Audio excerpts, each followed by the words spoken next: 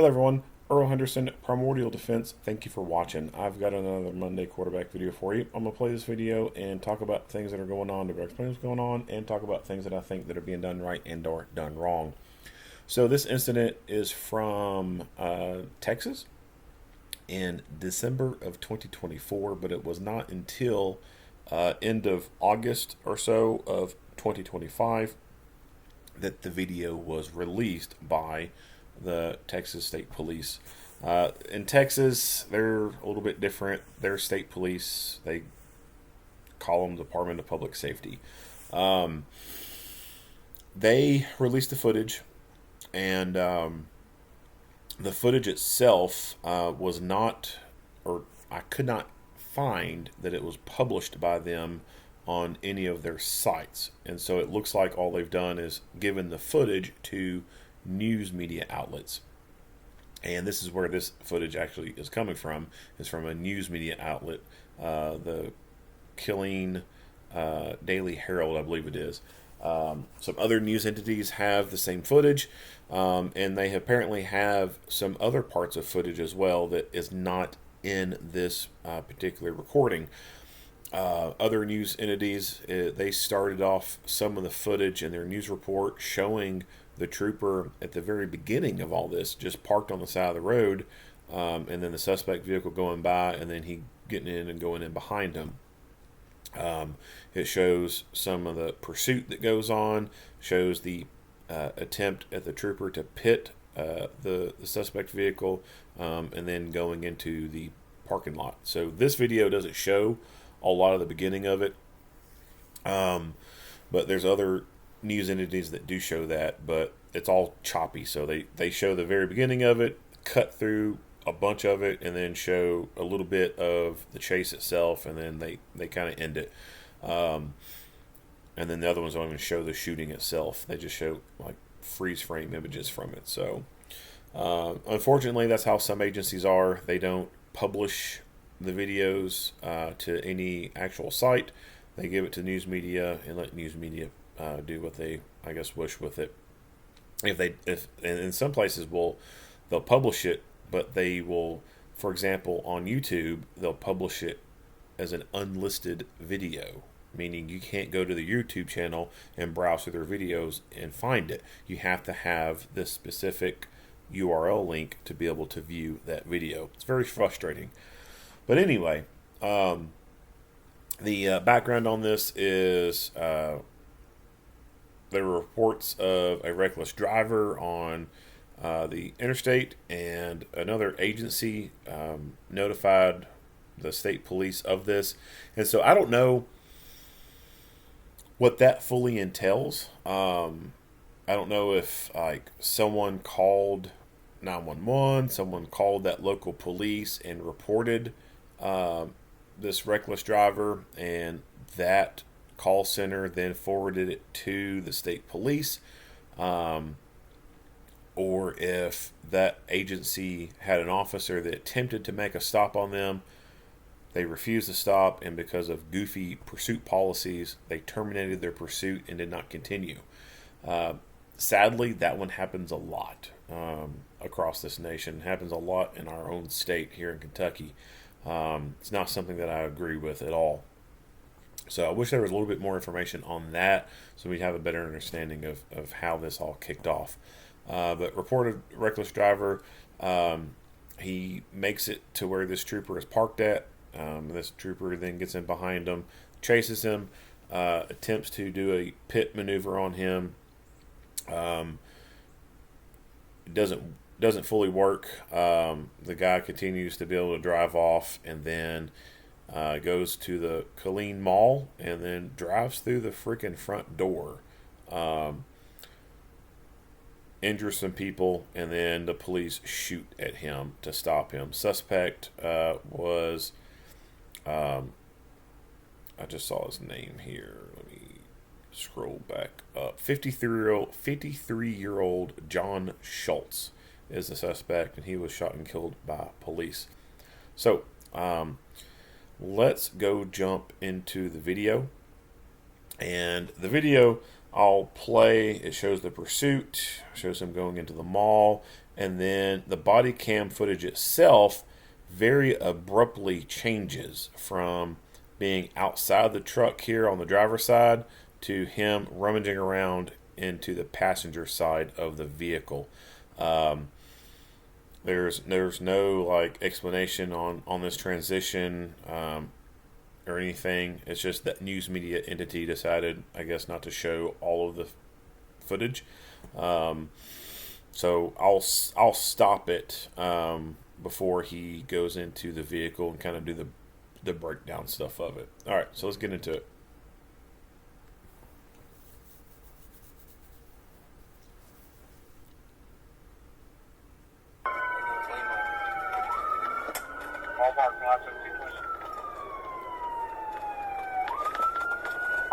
We're looping back around here on the south side.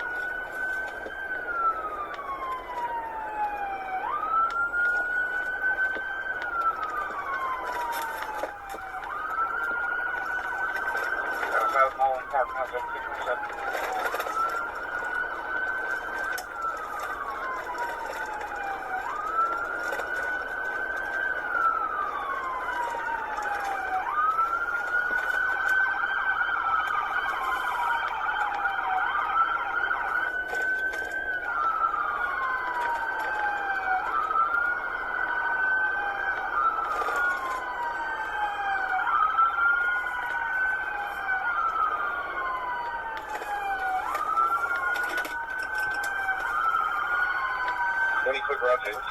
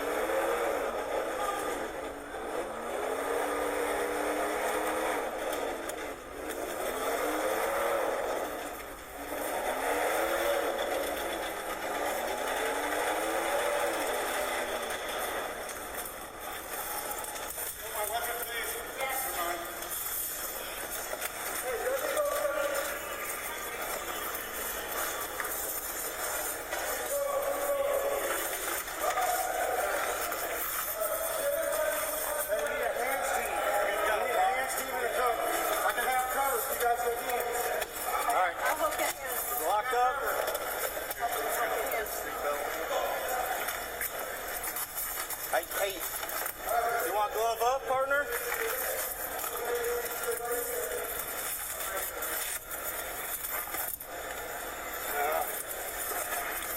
Hey, we have EMS on the way?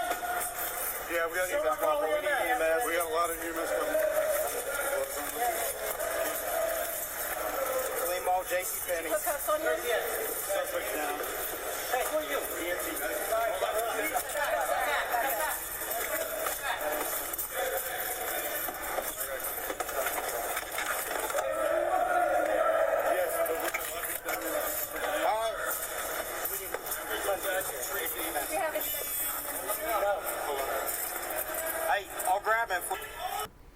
So you can see the damage to the rear of the vehicle where he's attempted to do a pit maneuver on this guy. We're looping back around. And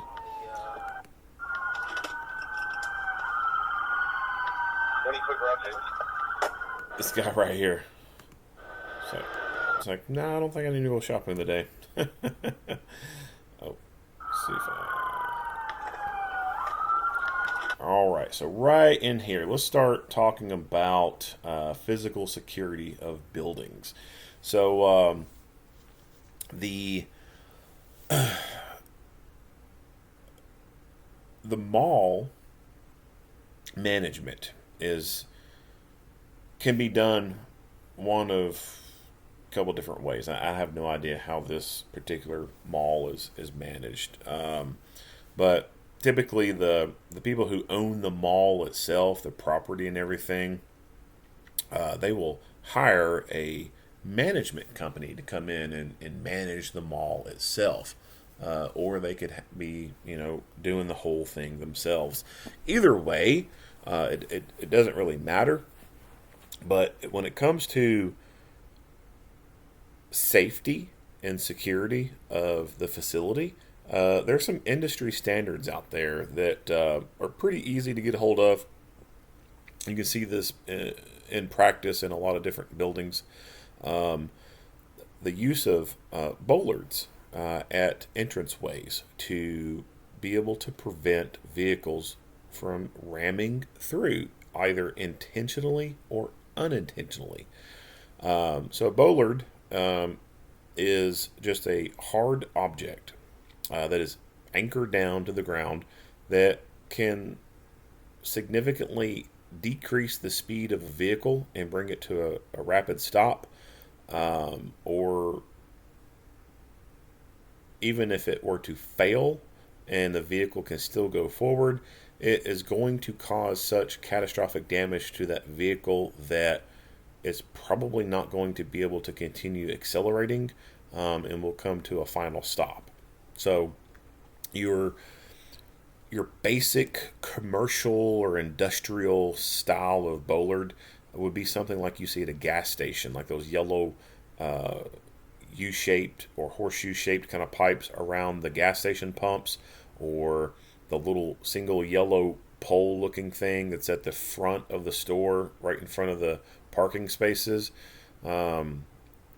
And a lot of times those things are bent forward from where people pull their cars into park and misgauge it and smack into them. You'd be surprised about how many of those bollards that you'll see just kind of bent forward from just clueless people just going to park and then smacking right into them. So those things could be done. They're kind of unsightly, they're not the nice, prettiest looking things, but there's also other ways of doing this where it's more sightly appearance. It looks better for the environment, so to speak. For example, Target. I've seen in front of some Target stores, they'll put these big round ball looking things in the front, and they look kind of decorative, they look kind of nice, but they still do the same thing. They're still bowlers. They still are capable of stopping vehicles. Another option is to create something like a big flower bed right up here in the front, made out of brick. It's anchored down into the ground. Like it's going to take a lot to smash through this thing. Like you'd have to have a tank to smash through it, right? Like it's constructed out of brick, it's anchored into the ground, and then it's filled with dirt, soil. Maybe not the entire thing, maybe from ground up to a foot or so up, it's all just concrete and brick base foundation, and then the rest of it is grass or I'm sorry, soil or potting soil or whatever, with flowers and stuff out of it. Or you can have multiple flower bed looking things in the front here that they're decorative, they're kind of stylish looking, but they're still serving the purpose of stopping vehicles from going through those. And when you look at this parking lot design right here, this driveway right here, this aisle, that's that's a runway. Like that is a long stretch of distance for a car to be able to accelerate, build up a lot of momentum, and go crashing through these front doors. So, from a security standpoint, why wouldn't you have bollards placed right here where a vehicle can just very easily plow through the construction of these doors? And we can see here that this guy was not going that fast. Not fast at all. And still able to easily plow through all that. Now imagine a vehicle in this driveway right here that's all the way to the back and is able to get speed. Like, I mean, they would just slide through that thing no problem whatsoever.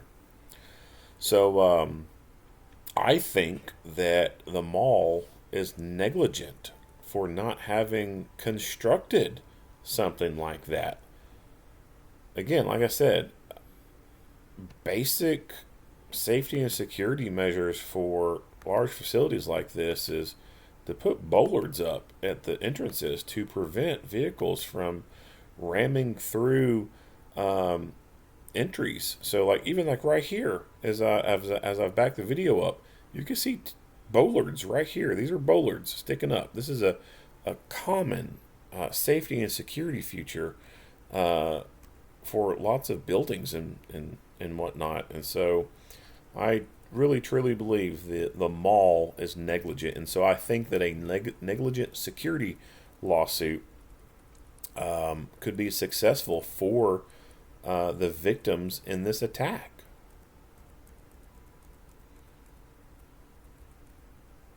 And I can't see anything that looks like bollards here at this entrance. Of course, you got these trees right here, but you still have this long open shot right here. Some of the structure support right here for the little canopy area, porte cochere, whatever. That could stop vehicles, but still kind of an open spot. So nothing even there at that one entrance right there. Interesting enough, it looks like there is a bollard right here for this area, and I don't know exactly what that is that they're about to pass. Could be the entry into a garbage area, maybe. I don't know if that's a bollard or not. Looks like it could be something just leaning up against the wall. Or it could be. It's got that cylindrical kind of shape to it. This looks like maybe a trash area. So looks like they put maybe a bollard there to protect this from the garbage truck from banging into it. But didn't want to put anything up at the entrances to protect the people from vehicles intentionally or unintentionally driving through the doors. So yeah, definitely a risk there that the mall could have reduced. If they had done a simple industry normal thing and put bollards up, this guy wouldn't have been able to do this. And those people wouldn't have been injured. That 6-year-old kid would not be injured and traumatized from this.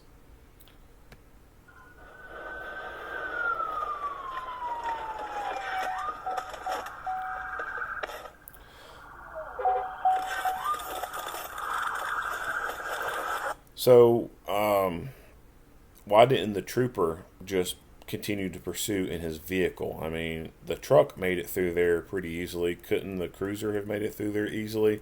Yeah, I think so. I think he could have easily made it through there. But the problem is the debris that's been left. And so it would be very difficult for this trooper to make entry through here with his vehicle with these victims here. So this looks like a person that's laying down. Looks like jeans they're wearing. Their feet right here. Their torso's right there.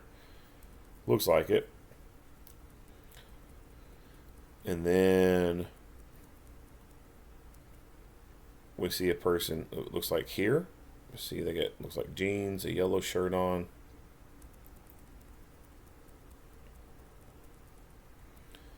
And if it's not people, then it's clothing and stuff. That's a person. There's their arm, there's their shirt, there's their head.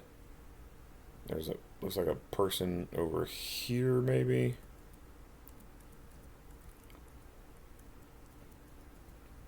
And I think this is a person or two people right here.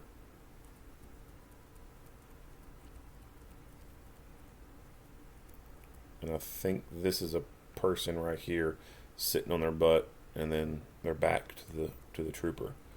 So yeah, he definitely could have, or maybe that's not. It's hard to tell. So yeah, he definitely could have brought his cruiser in through, but there's a lot of injured people laying down, and so he wouldn't have been able to make it very far because you can't drive over those victims, right? And there's just going to be so much stuff there that it's not going to be very easy to tell the difference between what is just clothing rack debris and what is people laying on the ground. So I think he made the right call by dismounting from his vehicle, getting out on foot. It came close to him not being able to catch up to this guy in time because this guy made it through the freaking store. He made it all the way from the front of the store to the back of the store and was able to drive through the other set of glass doors at the back of the store and go into the main corridor of the mall itself. The only thing that I could potentially complain about is a lack of a rifle. And so I can't really fully blame him because I have no idea how the rifle setup was done. And I could see the argument for, well, I didn't have time to grab it.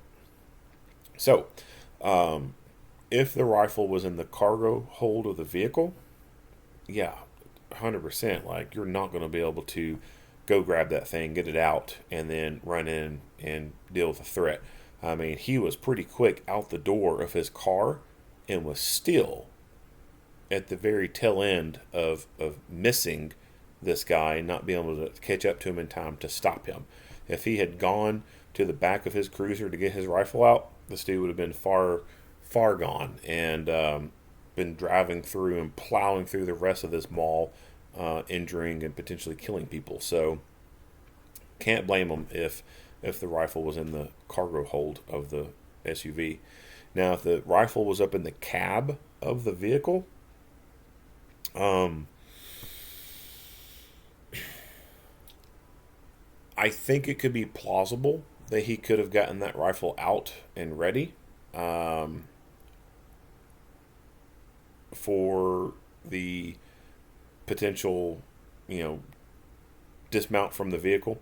But if he had not gotten that rifle ready beforehand and they just now came to that complete stop, I could see how he could say, well, I wouldn't have had time to reach down, hit the disengage for the lock on the rack, pull the rifle out, get it, and then go running after him. Because it is not the quickest thing, right? I get that. So I could see his argument there if, that was his argument for why he didn't grab his rifle. However, I think that if the rifle is in the cab of the vehicle and in a pursuit, so long as it is safe to do so, meaning the speeds have slowed down some, I think it's completely plausible for someone to be able to pull the rifle out of the rifle rack itself, get that sling around their neck in a kind of a one-point configuration. That way the barrel and everything's dangling between the legs and still be able to continue to drive. You got the rifle on you and you're still able to drive around. And you're still able to charge the rifle, turn the sights on, get it ready for being able to dismount from the vehicle. But like I said, that's kind of dependent on the driving conditions. So, when they were first on the interstate, I don't think it would have been a great idea to try to do those things while traveling at interstate speeds or faster, because that's an extremely dangerous maneuver to be doing, right? Like, you're trying to operate this vehicle at interstate speeds, and you're trying to get a rifle out of the rifle rack. When you look at things that have injured and killed law enforcement officers, car wrecks ranks pretty freaking high up there. And so I think it would be too high risk to do that at interstate speeds. Now, when they dropped down to a smaller road, and even when they pulled into this parking lot at slower speeds, I think it would be a little bit more plausible for the trooper to be able to disengage the lock for the mount, get the rifle out, charge it, have it slung around the neck, and have it prepared to be able to go with you as you dismount the vehicle. And I think that's the best way to go about having that rifle ready to go, is being able to go ahead and pre-stage it, so to speak, as you're moving along. And then when it rapidly stops and you go to rapidly dismount from the vehicle, it's on you. It's right there. But like I said, I could see how he could say, "Well, I don't think I had enough time." And when you look at the footage, and this truck's already at the very end of the store, and he's at the very tail end of this, and it barely gets there in time to start shooting. Yeah, I could see that he may not have had time to grab that rifle.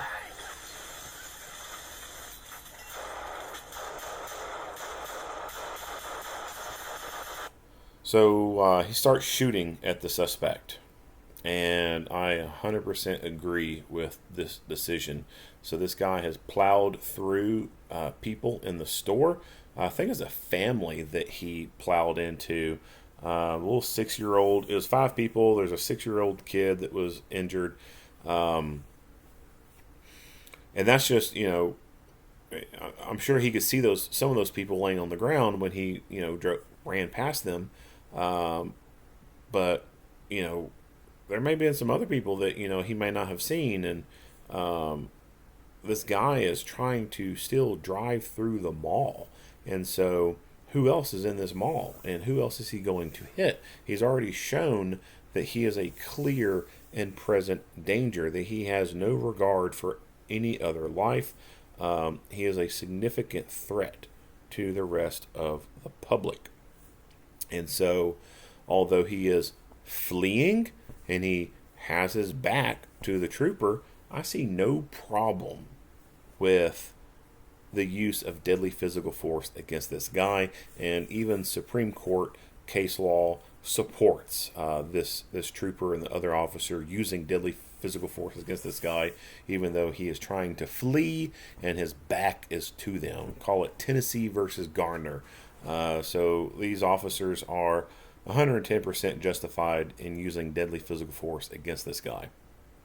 And then once this dude throws this thing into reverse and drives this truck at them, well, now they're even more justified in using deadly physical force, because he is using this deadly weapon against them. This vehicle is a deadly instrument. It is a deadly weapon at this point. He has weaponized this truck. He has injured people, potentially even now that he didn't kill anyone, but in that moment, when that officer was passing by someone and saw someone laying down, and they may not have been moving, they could be dead, right? That could be a very reasonable thought that anyone could expect to have after seeing a vehicle plow through an area and seeing a person laying on the ground. They're not moving. It would be very reasonable to think that they were just killed in that incident. So, like I said, 110%, I believe they're justified in using the deadly physical force that they used.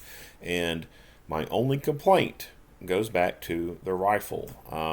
Had he been able to get a rifle out, I think that when they first started shooting, that the rifle rounds that he could have put through that vehicle into that guy would have stopped it right then and there. I don't think that he may have had the ability to put that vehicle in reverse and then start driving towards them. I think it would have caused rapid incapacitation. So, all the pistol rounds that they fire, there is a lot that they fire. And I'll kind of zoom in later to the side of the truck as we get up here, and we'll see all the bullet holes in the side of it.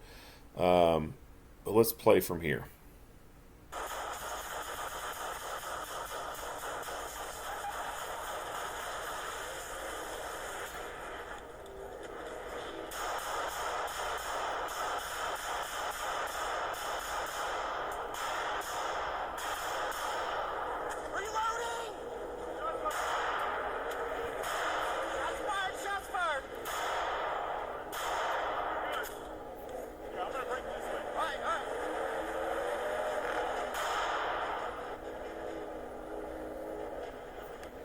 All right, so he yells reloading. Um, I don't have the the biggest opposition to saying that. I don't think it's probably the best thing to yell out in a gunfight because the other person, could hear you that you're, obviously out of bullets. I think the best thing to be able to yell in a team shoot like this would just yell cover. And then the other person would obviously acknowledge you by saying covering. Or if you need to move, you yell move, and then the other person acknowledges and lets you know that you're being covered by and they respond with move. And then you can say moving. But communication is key, so I think that's a good thing that he was communicating to them. I just don't think that saying reloading was the best thing to say. Now, in this scenario, was that a big issue? No, because the dude's in the car. He's not in a gunfight with them shooting at them. I think it's okay that he said reloading, but I do think that it's probably better just to yell cover. The officers are continuing to shoot, and so of the videos I've reviewed, when a person's in a vehicle and then they've been shot, a lot of time, not a lot of times, but sometimes the person's foot will rest on the accelerator and the engine will rev and the tires will spin in place, right? It's a common thing. It's happened enough times to say that that's not unusual. It's a normal thing. It's not normal, however, to hear this up and down with the engine revving, and so I think that is why these officers continued to fire, and why you heard that one other extra round going off is I think that they were probably perceiving this guy as still being in control of the vehicle and was controlling the accelerator and still trying to take off and just drive through the wall. I think that probably what was going on was the guy was somewhat incapacitated and maybe he was convulsing a little bit or something, and that could account for why the engine is doing the revving kind of sound. But it's not uncommon to see after a person operating a vehicle has been shot for them to go incapacitated and their foot still be on the accelerator and the tires just start spinning out. Happens more than you think.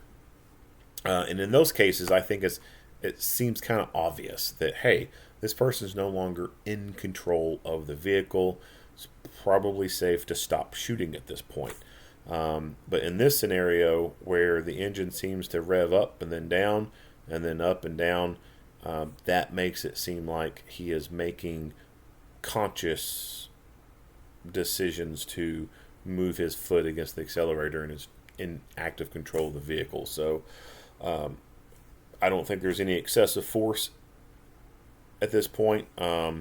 Based off this, I think that they were reasonable in their thoughts. If that's what their thoughts were, I believe that they would be reasonable in their thoughts that this guy was still in control of the vehicle and was trying to plow through this wall and kind of door area that's over here.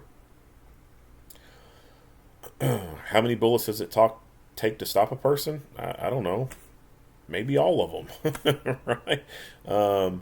The thing about vehicles is there's a lot of material for bullets to go through, right? You've got the exterior shell of the vehicle, the paneling on the inside of the vehicle, like the trim, and then like through the doors, you've got motors and the glass and all the trim packaging, whatever, and then the car seat itself and, the material inside of it. There's a lot of stuff that bullets can pass through before it even reaches its intended target. And that stuff can significantly slow rounds down, cause them to ricochet, or some rounds may not even make it through the vehicle at all. It may hit the C post or B post or A post and become lodged into there and not make it all the way through. Generally, though, most of the vehicle you can easily shoot through. It's just that material causes round deviations and can also slow them down significantly where they don't enter deep enough into the body to cause rapid physical incapacitation, which is why having a rifle out would be very beneficial, because you can punch rifle through a vehicle and it still have enough of energy to be able to dissipate into the target that it can cause that rapid physical incapacitation.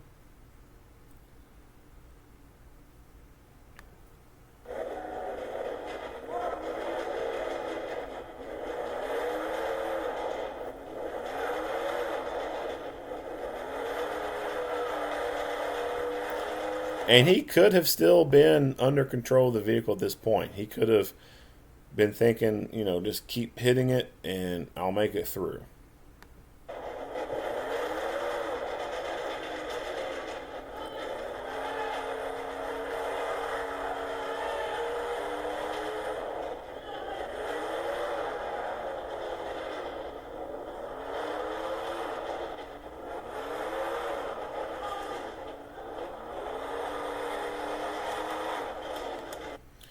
This is it looks like a kid's playpen area. So he goes to cross over it.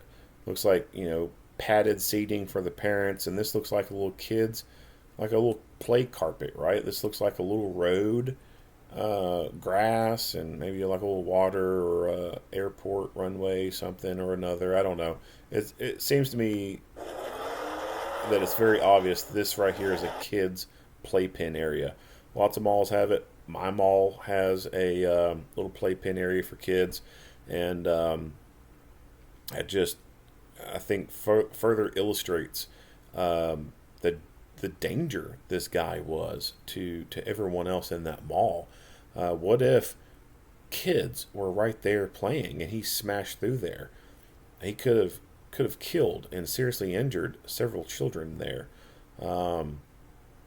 I'm glad that no children were there to get injured or killed or even traumatized from this whole experience itself. I mean, imagine, little kids in the mall and something like this happens. Like, little kids would probably never want to go to the damn mall again, right? Like, they would be so terrorized and scared of this thing that they would never want to go to the mall again, or they'd have extreme amounts of anxiety if they did go. Yeah. So it looks like this officer is holding cover on this dude through the back windshield or back side door area, while this other officer somehow disables the vehicle. I don't know if he just reaches in and turns the ignition off or what, but they get the vehicle stopped. We don't get to see a whole lot more past this point.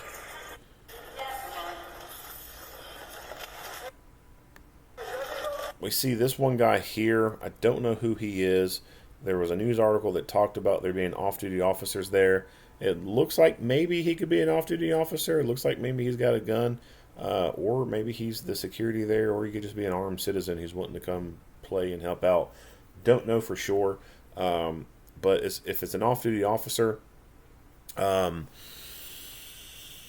if it's an off-duty officer, then how is he identifying himself, right? Other than just verbally saying, "Hey, I'm a cop." Um, there needs to be some kind of visual identifier there, and I don't think that a badge in the wallet is the best way to go. I know a lot of people like that option. Lots of officers will keep a badge in their wallet. And they'll go buy a special custom wallet that can accept a badge, and that's their off-duty credentials. Um, that's not very practical, in my opinion. Like, what are you going to do? Hold this whole wallet up um, that has maybe your personal ID in, maybe has your credit card money and stuff in. Like, hold this thing up with your badge, and then it potentially get lost and or potentially then get taken as evidence, and then having to go through that process of having some of that stuff released back to you. I just don't think it's a very practical idea. And then the fact that you would have to be holding that in one hand and then holding a gun in the other, um, and then you need to be able to rapidly go to a two-handed grip on your gun. What are you doing with this wallet and badge? Are you trying to stuff it back into your pocket real quick? Or are you just going to drop it on the ground and then become separated from it? And now someone later gets to come into contact with an unsecured badge and take possession of it, take your money, your home address on your license, etc. I just don't think it's a very practical idea. What's better, I think, is to have a badge on a clip-on badge holder that you can clip to your belt, and or have a necklace, chain necklace on it, so that you can drape it around your neck and just wear it as a neck badge. That's the more optimal option, in my opinion. And there's even a badge holder out there that has the little necklace built into it, so you can wear it on your belt, or you can just pull the chain out of the little holders on it and then drape it around your neck and just wear it as a neck badge. That's the best option, in my opinion. The other options for off-duty identification is there's a company that makes these like little sashes that are like high vis yellow green kind of color, and they have police on front and back that's reflective. They can compact down or compress down to a pretty compact size and keep it in your pocket. And if something happens, you can rip this thing open and throw it over you. And it looks like a hall monitor sash, right? It's just bright yellow and has police on the front and back. Or you can put, I think you can get it, say, sheriff or state police, whatever. That's an option. Reversible headwear. That same company makes reversible toboggans where the outside's black, but then you can reverse it, and the inside is like a bright high-vis yellow color and has police written around the side of it. That's an option. For certain times of the year, there's specialty jackets that you can get where they have concealed panels in the front breast pockets that you can pull a panel out, and it has a badge on there so that you can walk around with it concealed, and it just looks like a normal windbreaker, and then you boom pop this thing out and it lays out on front of your chest and there's a badge on it. Even the back has a rocker panel in the back, so you can have that concealed all the time, and then when you need to, just pull the zipper and flap it out, and then you can have police on the back of it or whatever. That's an option, but then, like I said, it's kind of season dependent, right? Like, you're not going to be wearing this thing in the middle of summer, so fall and winter seasons and spring seasons are about the only times you can wear this thing. And even then, certain days of fall and spring, it's pretty warm. You can't be wearing a jacket like that. So off-duty security, I mean, you have some of those same options, but then again, at that point, if it's not your property, you're just really falling into the category of armed citizen at that point. And so, what are you as an armed citizen able to do? Um, I'm not an advocate of concealed carry badges or anything like that. Um, you just have to, accept the fact that when uniformed officers are there, they're not going to know who you are, and they're going to treat you as a potential threat until they figure out otherwise. So that means you might have guns pointed at you.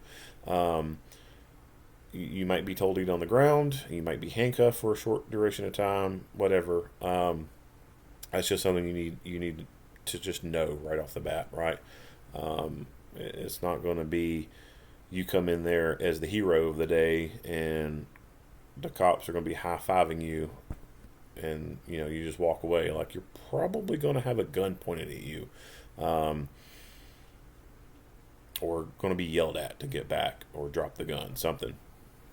Um, the only way cops know who a friendly is when there's cops in the same uniform as them or very similar uniform, right? Like, full uniformed officers are the only friendlies as far as a uniformed officer goes. Anyone else is going to be suspect.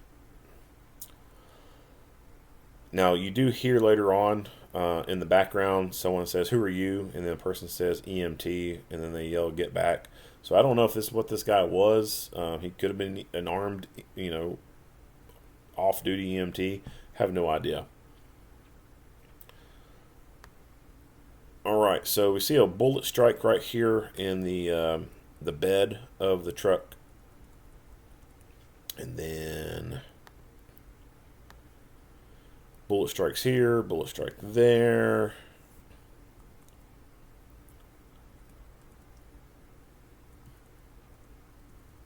And then you see some long bullet strike gouges right there in the door area right here. No idea if his windows were down or up. Actually, you know what? When he turns in to go through the doors, we should be able to see if his windows were down or up. So it looks like his front window was down, and perhaps his back his back window was up. So front window was already down, but the back window was up. So I'd say most likely they shot out that back window. That's why that's not there anymore. So no telling how many bullets passed through that area, and no telling how many bullets passed through the open window of the driver's side door. But we can see that a lot of bullets went into the body of the car itself. This damn thing. You got this. He got the Swiss cheese special on this truck. Look at this shit. Bullet hole, bullet hole, bullet hole, bullet hole, bullet hole. You can see what is essentially going to be a ricochet at this point.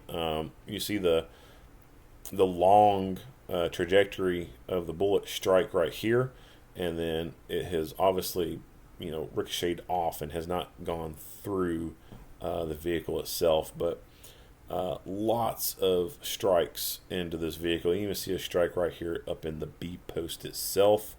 Don't get to see a whole lot of the interior. Maybe that's a strike right up there on the headrest. Potentially. The footage is not the greatest. And then when he's in the passenger side vehicle itself, we still don't get to see a whole lot from that angle. But lots of strikes into this vehicle. No idea how many times the guy was hit. I would say probably a lot of the rounds terminated somewhere inside the vehicle, and probably only but a few of those rounds fired actually hit him. It's pretty common. Vehicles are not really great at stopping bullets. Vehicles are kind of known as bullet magnets. So the rounds are going through. Now there's like this B post. The B post, the bullets can terminate into there pretty easily. There's a really, really, really thick condensed piece of the vehicle. A really thick metal right in there. This car door, nope. Bullet's going to pass through that pretty darn easily. But once they start passing through, they can deviate in their trajectory a little bit because they've hit objects on the inside. So there's a lot of value to getting a surplus vehicle, putting it on the range, and just shooting the shit out of it. Put a target inside the front seat and just shoot that vehicle from different angles, and see how the vehicle affects your rounds. So I do this in my vehicle tactics class. I do it at the end. Of course, at the beginning, we do the shooting from inside the vehicle, and then in and around the vehicle, and then at the very end, we just do the ballistics lab, right? We just, for lack of a better term, we just shoot the shit out of this car. that's the best way you can say it. We just shoot the shit out of it, and that's to show the students how easily the bullets pass through them, and then to also allow them to practice shooting through the vehicle to be able to maximize where they want their rounds to go into, right? Because when you think about your traditional range training, it's all flat range with paper target that's squared off to you. Well, obviously, a paper target is not going to be squared off to you when it's sitting inside of a car, right? And it's at a certain angle. So it allows the students to figure out how best to put rounds into a person when you're having to shoot at odd angles and through car doors and stuff like that. Up high, right? We all know the headshots, can be easily missed, and so we want to go for the torso. So the torso is not going to be all the way up high up here through the window. You may be having to go through the door or even to the top right here to be able to get that. They may slump down. I mean, you might not be able to see a whole lot of them. So just punching through a certain part of the door or the vehicle on how to shoot through and get to them. It's a really, really valuable part of the class, and I highly encourage you to go take a vehicle course. And if you're on an agency, you got surplus vehicles, right? Like, shoot them up. Like, get one, shoot the crap out of it. You may have a drug seized vehicle or something, like, shoot it too, right? Or you may have a vehicle that's junk, right? I mean, how many times you got a cruiser that's got a blown engine in it, right? You're not selling it. I mean, you could, but it's going to be a junk vehicle. So shoot it up, take it to the junkyard, and get money out of it. All right. Not much else to say on the breakdown of this. We'll just play the rest of the video so you can see what the rest of it looks like, but there's not really much there.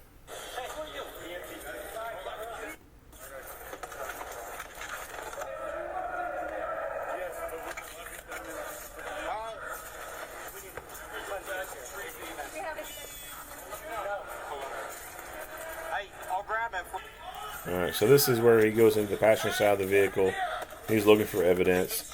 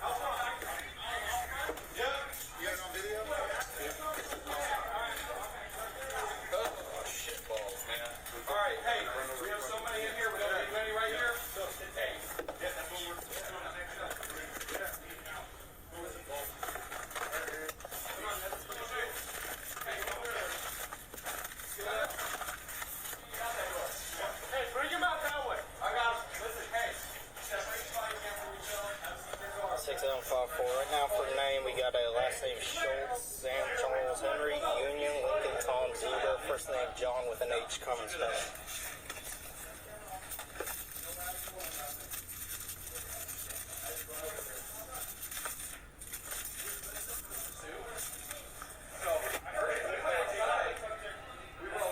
I'm code 4, Pierce driver's 42.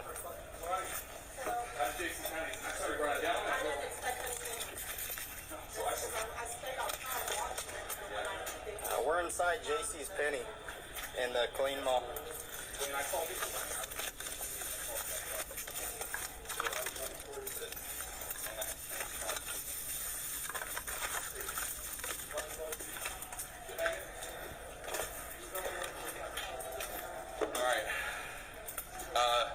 If you want, you can separate yourself, call your legal. I'll stay here for you. Right.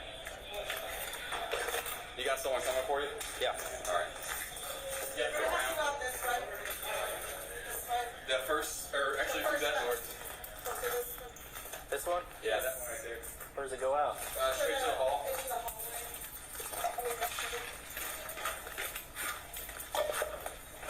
Hey, you good? Yeah. All right.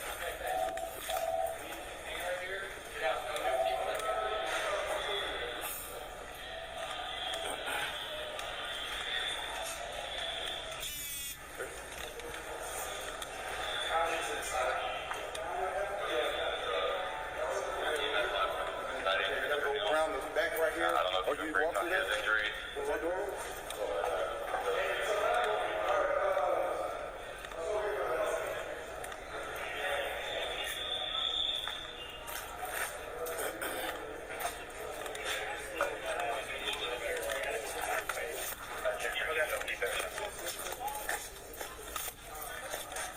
Go have some coffee.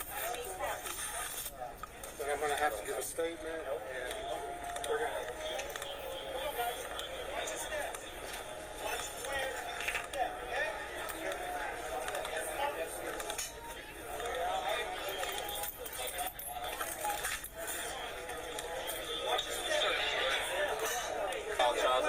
Hey, he's gonna run around. Like the door.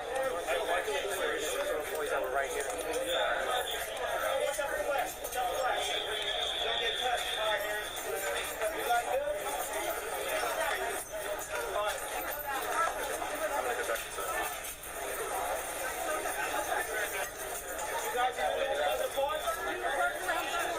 And then we'll go from there. If we could transfer that on all channels, working this, please. You direct. Stand back.